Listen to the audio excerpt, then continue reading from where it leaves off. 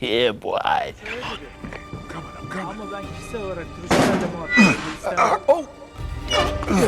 Oh, gotcha. You put on weight, mate. Oh, shit, that was close. Alright, no more donuts for you. I mean, it's true, but incredibly harsh. Like a regular Barracuda, but only more acidic. Hello everyone, today we're looking at Uncharted 2 Among Thieves on the PlayStation 3. As mentioned in my previous video, I'm pretty fond of Uncharted 2 as it raises the bar for the entire series. All of the mechanics from the first game are present, but this time it's been polished from top to bottom. The character models look way better, the environments are great, and the platforming puzzles are fun 99% of the time. No, come on, The gunplay is just like the original, with blind fire being more accurate, stealth being easier to execute, and the difficulty is actually pretty fair. Oh, and the action sequences are spectacular.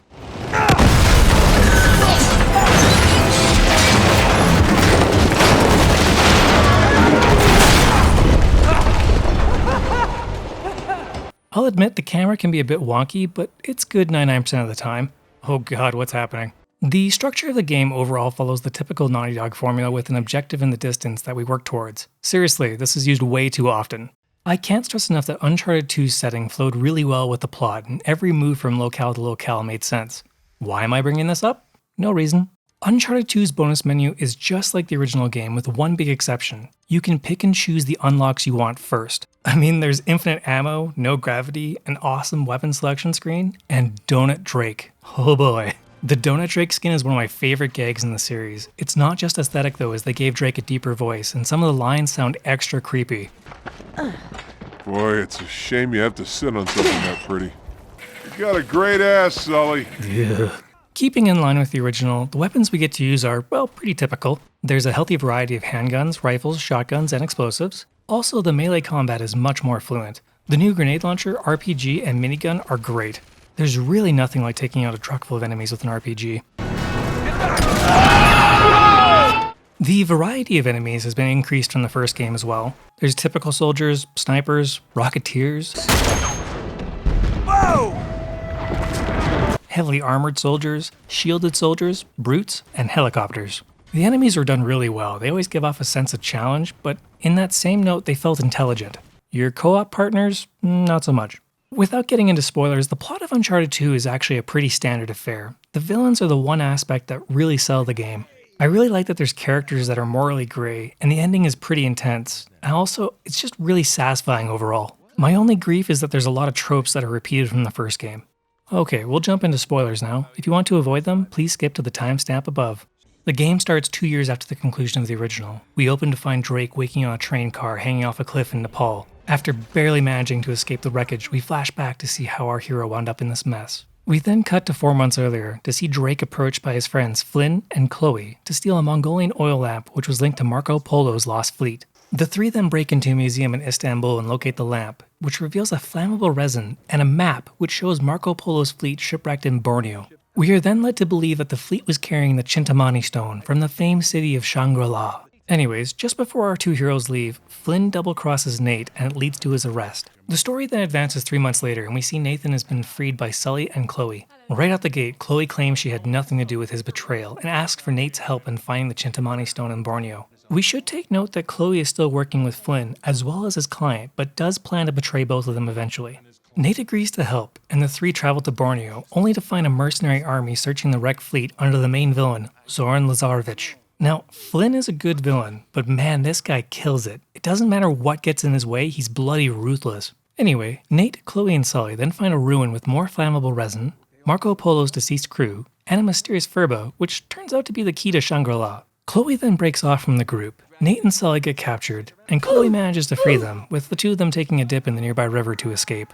From this point forward, Sully breaks off as things are getting a tad too intense for him. Nate then travels to a city in Nepal to find the entrance to Shangri-La. Nate then meets up with Chloe, and the two locate a temple with a symbol that matches the one on the furba which Nate found. We journey a bit farther, and we run into Nate's ex-girlfriend Elena, and her cameraman Jeff, who I'm sure will be a long-term character in the series. We learn that these two have actually been following Lazarevich and creating a documentary on his war crimes. They team up and head into the temple and discover the location of Shangri-La, which turns out to be in the Himalayas. Of course! Just as we go to leave, Lazarevich's mercenaries attack, and Jeff is wounded. In this moment, Chloe wants to abandon Jeff, but Nate and Elena won't leave him to his fate. Despite their efforts, they are caught by Lazarevich. Chloe then switches sides to maintain her cover. Lazarevich kills Jeff, and he obtains the location of Shangri-La. Luckily, Nate and Elena manage to escape. Nate then decides to rescue Chloe before she is killed by Lazarevich, and boards his train to locate her. By the by, I love the physics of this train because if you jump wrong, you will fall right off. Anyways, Nate eventually locates Chloe, and she refuses to leave with Nate after he compromised their mission to help Jeff and Elena. Nate is then shot by Flynn and manages to barely escape. Due to blood loss, Nate collapses and then shoots some conveniently placed propane tanks, which sends the train cars toppling over a cliff. We then come full circle and return to the scene from the beginning, where Nate recovers his furba and falls unconscious. I really like the fact that Naughty Dog cut out a lot of the parts he already played in this section. It really shows that they value a player's time. Nate is then rescued by a Sherpa named Tenzin and brought to a nearby village. After a bit of time, Nate awakes and is reunited with Elena, who introduces him to Carl Schaefer. After we meet, he sends Nate and Tenzin to the remains of his failed expedition to locate the Chintamani stone. Overall, it's a good time. The trip goes swimmingly. The two wind up fighting off Yetis and discover Schaefer is working for the Nazi SS. Of course! Worst of all, Schaefer was forced to kill his men to protect the world from what they found. Why didn't he just tell us this in the village? I guess the game just needed more levels, whatever. Nate and Tenzin then return to the village and fend off an assault by Lazarevich's men. They emerge victorious, but unfortunately Schaefer is kidnapped, the furba is stolen, and Nate and Elena are almost killed while chasing them in a truck. Later, the two find a mortally wounded Schaefer, who warns Nate to destroy the Chintamani stone before Lazarevich can use its power. Nate then reacquires the Furby from Chloe and moves to unlock the secret passage to Shangri-La, only to have Lazarevich capture them. Lazarevich finally figures out that Chloe is working against him and threatens to kill her unless Nate opens the path to Shangri-La. Nate and Flynn then open the path and are attacked by the Yetis once more. Lazarevich kills one of them and reveals they are Shangri-La's disguised guardians. They move on and enter Shangri-La, only to have more guardians attack. This allows Nate, Elena, and Chloe to escape. Later in the game, the three of them discover that the Chintamani stone is a giant amber derived from the sap of the Tree of Life. We learn that the sap gives inhuman power similar to the guardians we have fought thus far. We also find Flynn, who is left mortally wounded by Lazarevich. For whatever reason, he decides to try and kill our group in a suicide attack, which severely wounds Elena. That's a dick move, bro. Nate then moves Elena to safety, and then goes to confront Lazarevich at the base of the tree. When we arrive, we find Lazarevich drinking the tree sap, which makes him nearly invincible. Nate then defeats Lazarevich, and we watch as he is torn apart by the Guardians. The city then begins to collapse, and our three heroes barely escape.